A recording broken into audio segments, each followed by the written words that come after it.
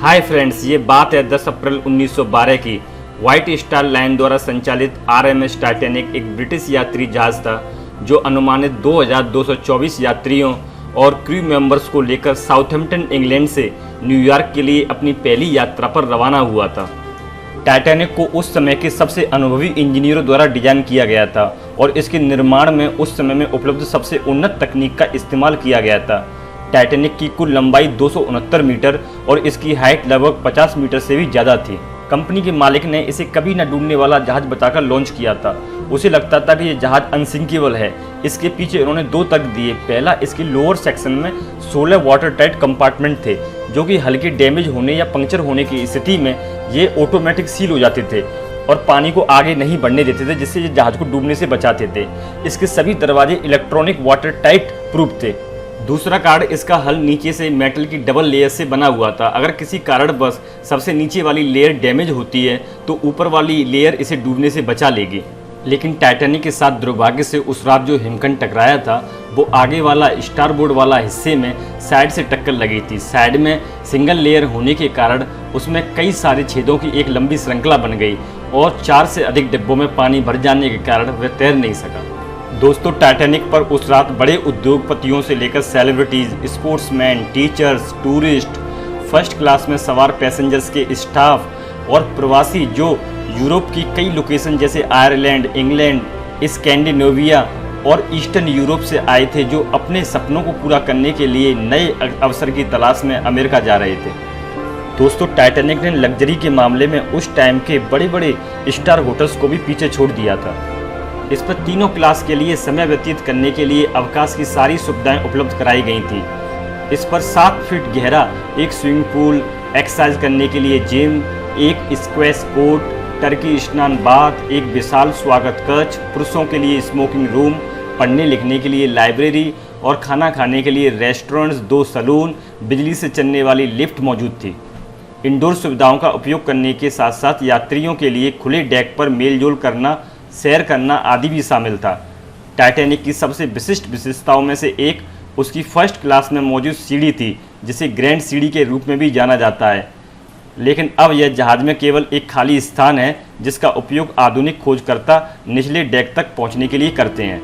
Titanic के मालिक JP Morgan पहली यात्रा पर जाने वाले थे, लेकिन अंतिम समय में इसे रद्द कर दिया गया। जहाज पर व्हाइट स्टार लाइन के प्रबंधक निदेशक जे ब्रूस स्मिथ और टाइटैनिक के डिजाइनर थॉमस एंड्रूज भी थे, जो किसी भी समस्या का निरीक्षण करने और नए जहाज की परफॉर्मेंस का आकलन करने के लिए उस रात उस जहाज पर मौजूद थे। टाइटैनिक की कमान कैप्टन एडवर्ड स्मिथ के अधीन थी, जो लास्ट में जहाज के साथ डूब गए। यात्रा शुरू होने के 4 दिन बाद रविवार 14 अप्रैल की शाम को टाइटैनिक को बहती बर्फ के आसपास के कई जहाजों से कई चेतावनियां मिली, लेकिन कैप्टन स्मिथ ने उन्हें नज़रअंदाज कर दिया। व्हाइट स्टार लाइन के मैनेजिंग डायरेक्टर जे ब्रूस स्मिथ का कैप्टन स्मिथ के ऊपर स्पीड को मेंटेन रखने के लिए काफ़ी दबाव था, जिसके कारण बर्फ की चेतावनियां मिलने के बावजूद भी उन्होंने स्पीड को कम नहीं किया था।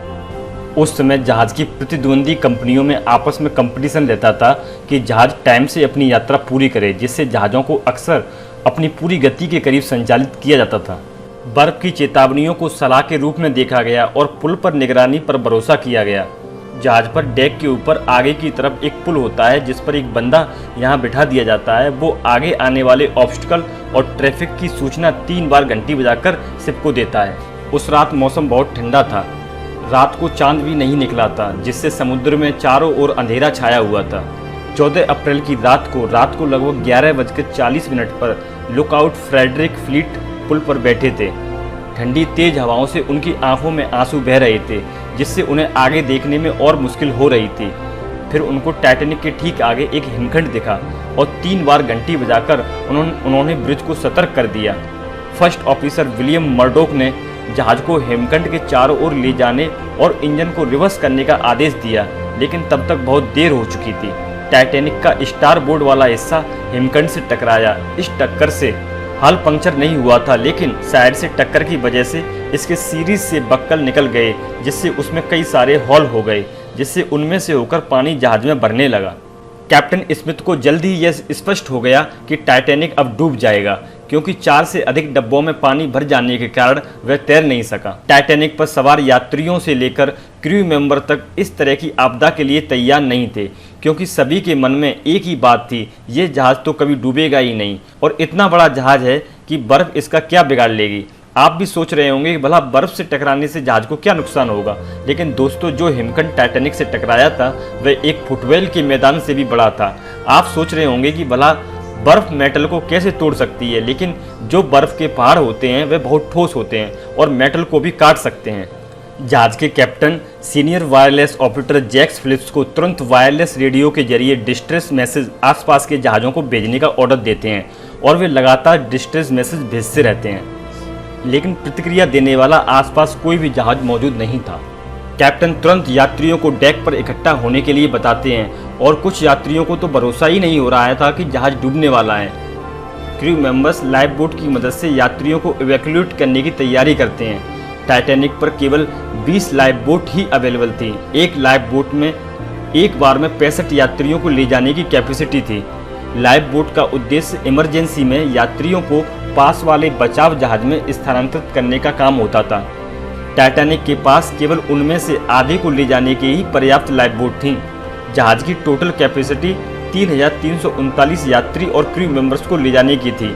यदि जहाज पर टोटल कैपेसिटी के अकॉर्डिंग इस पर यात्री होते तो केवल 1/3 को ही लाइफ बोट के जरिए बचाया जा सकता था।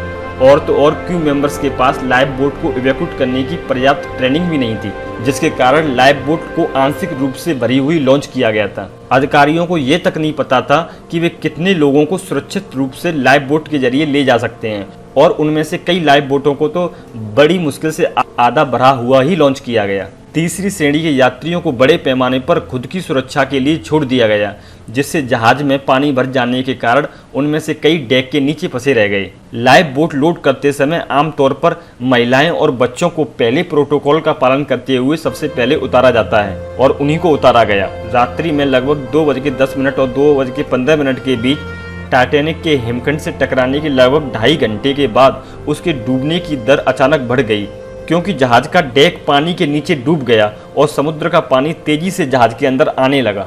यात्रियों की डेक पर भगदड़ मची हुई थी। अभी भी सैकड़ों यात्री जहाज से चिपके हुए थे। जहाज के उलटने पर अत्यधिक बल के कारण जहाज दूसरे और तीसरे फनल के बीच 2 हिस्सों में टूट गया। जहाज के डूबने से शेष सभी यात्री और क्रू मेंबर्स माइनस के 2 डिग्री सेंटीग्रेड तापमान वाले पानी में डूब गए। ठंडे पानी में अचानक डूबने से हाइपोथर्मिया से 15 से 30 मिनट के भीतर उनकी मौत हो गई। संकट के संकेत वायरलेस रेडियो द्वारा और रॉकेट और लैंपों के द्वारा लगातार भेजे गए, लेकिन प्रतिक्रिया देने वाला कोई भी जहाज टाइटैनिक के आसपास मौजूद नहीं था। इसी बीच टाइटैनिक के पहले डिस्ट्रेस कॉल का जवाब आरएमएस कारपेथिया ने दिया था, लेकिन बदकिस्मती से वह टाइटैनिक से 107 किलोमीटर दूर था और उसे पहुंचने में लगभग सुबह के 4 बज गए, जब तक बहुत देर हो चुकी थी। लाइफ बोट पर सवार 706 लोगों को कारपेथिया द्वारा बचा लिया गया और उन्हें टाइटैनिक के मूल गंतव्य न्यूयॉर्क पहुंचाया गया। इस दुर्घटना में 1517 लोग मारे गए। कारपेथिया के कप्तान ने उस जगह को एक बर्फ के मैदान के रूप में वर्णन किया था, जिसमें 200 फुट ऊंचे 20 बड़े बर्फ के बर्ग और छोटे बर्ग थे। साथ ही बर्फ के टुकड़े और टाइटैनिक का मलबा शामिल था। यात्रियों को हिमकुंडों से भरे हुए बर्फ के विशाल सफेद मैदान के बीच में होने का वर्णन कैप्टन के द्वारा किया गया था। यह क्षेत्र अब आइसबर्ग के नाम से जाना जाता है। कारपेथिया के कप्तान और उसके चालक दल को उनके कार्यों के लिए पुरस्कार के रूप में 1 महीने के वेतन का बोनस दिया गया था। इस आपदा के बाद ब्रिटिश और अमेरिका दोनों देशों में इन्वेस्टिगेशन शुरू हुई। दोनों देशों में इन्वेस्टिगेशन एजेंसियां मोटे तौर पर समान नतीजों पर पहुंची।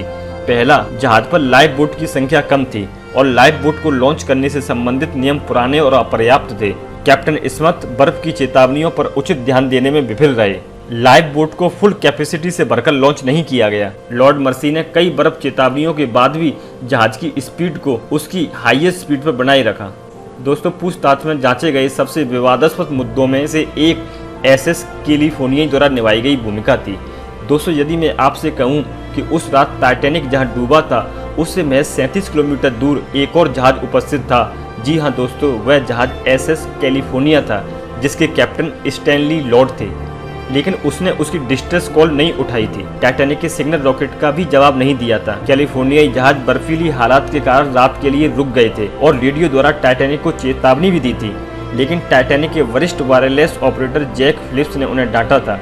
कैलिफोर्निया जहाज के कप्तान रात तकरीबन 11 बजे अपने चैट रूम में सोने के लिए चले गए थे। उस रात टाइटैनिक के कुछ यात्रियों ने कैलिफोर्निया जहाज को देखा भी था। यह कह रहे थे कि देखो वो जहाज आ रहा है, वो हमें बचा लेगा। कैलिफोर्निया पर दूसरे अधिकारी हर्बर्ट स्टोन, जो अब ड्यूटी पर थे, उन्होंने रात को 1:10 बजे लॉर्ड को सूचित किया कि जहाज ने 5 रॉकेट दागे हैं। कैप्टन लॉर्ड जानना चाहते थे क्या वो कंपनी के सिग्नल थे, यानी पहचान के लिए इस्तेमाल किए जाने वाले रंगीन फ्लेयर थे। स्टोन ने कहा वे सभी सफेद रंग के थे। कैप्टन लॉर्ड ने चालक दल को मॉर्स लैंप के साथ दूसरे जहाज को संकेत देना जारी रखने का निर्देश दिया। वापस सो गए। यदि टाइटैनिक कैलिफोर्निया से उतना ही दूर था जितना लॉर्ड ने दावा किया था, तो वह जानता था या उसे जानना चाहिए था कि मॉर्स सिग्नल दिखाई नहीं देंगे। कार्रवाई का एक उचित और विवेकपूर्ण तरीका वायरलेस ऑपरेटर को जगाना और उसे उस विधि से टाइटैनिक से संपर्क करने का प्रयास करने का निर्देश देना चाहिए था। यदि लॉर्ड ने ऐसा किया होता तो संभव है कि वह अतिरिक्त जान बचाने के लिए समय पर टाइटैनिक पर पहुंच गए होते। सुबह लगभग 5:30 बजे मुख्य अधिकारी जॉर्ज स्टीवर्ट ने वायरलेस ऑपरेटर सिरिल फॉर्मस्टोन इवांस को जगाया और उन्हें सूचित किया कि रात के दौरान रॉकेट देखे गए थे और कहा वे किसी भी जहाज के साथ संचार करने का प्रयास करें। उन्हें टाइटैनिक के नुकसान की खबर मिली और कैप्टन लॉर्ड को सूचित किया गया और जहाज सहायता प्रदान करने के लिए निकल पड़ा, लेकिन वह कारफेतिया द्वारा सभी जीवित बचे लोगों को उठा लेने के बाद वहां पहुंचा। कैलिफोर्नियाई द्वारा देखा गया जहाज वास्तव में टाइटैनिक था और कैलिफोर्नियाई के लिए उसके बचाव में आना संभव था, इसलिए कैप्टन लॉर्ड ने ऐसा करने में असफल होकर अनुचित कार्य किया था। लेकिन इतने बड़े इंसिडेंट के लिए सिर्फ कैप्टन लॉर्ड को दोष देना उचित नहीं है। इस आपदा के कारण यूनाइटेड स्टेट्स कोस्ट गार्ड की एक एजेंसी इंटरनेशनल आइस पेट्रोल का गठन हुआ और अंतर्राष्ट्रीय फंडिंग जुटाई गई, जो आज तक उत्तरी अटलांटिक महासागर के हिमखंडों पर नजर रखती है और रिपोर्ट करती है, जो ट्रांस अटलांटिक समुद्री यातायात के लिए खतरा पैदा कर सकते हैं। इसके अलावा बर्फ क्षेत्र में चलने वाले या वहां से गुजरने वाले जहाजों से जानकारी एकत्र की जाती है। इस अवधि के दौरान गश्ती क्षेत्र में हिमखंड से टकराने के कारण जीवन या संपत्ति के एक भी नुकसान की सूचना नहीं मिली है। टाइटैनिक इतिहास में उस जहाज के रूप में दर्ज हो गया जिसे डूबने योग्य नहीं कहा जाता था।